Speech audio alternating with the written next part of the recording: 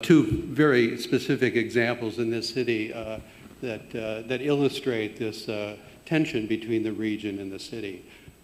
Several years ago, the city of Tucson approved a widening of the Grant Road corridor, increasing the car lane capacity by 40%, when traffic counts in the last 10 years have showed a decline in traffic counts, somewhat corresponded to your VMT inflection point.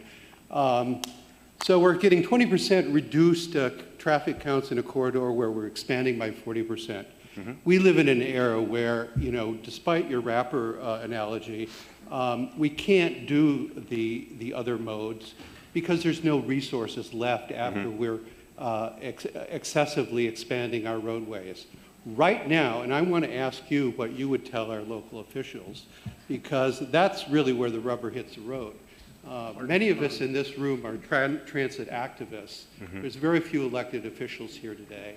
And we've heard the best practices. We've heard these lectures for the last 10 years, but we're not getting anything done. Right now, we've got a major corridor project, second only to the Grant Road one, where the regional plan was to enlarge a 4-lane road to 8 lanes, where there is no rationality to do such a thing.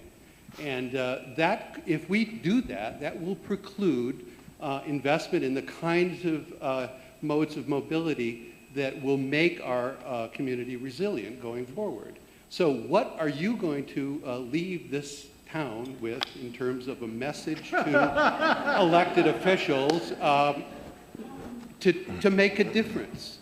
A lot of the case for why Broadway has to be 8 lanes or whatever comes out of methodologies that assume that the future is like the past.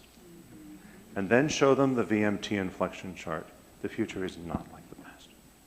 The future is not like the past. If you are planning for the past, if you are even planning for the present, you are failing to plan for the future. And that is economically ruinous.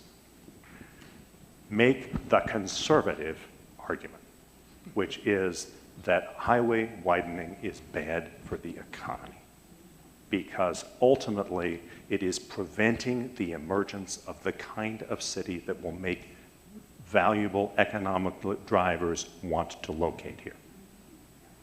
That's really the fundamental. Make the conservative argument.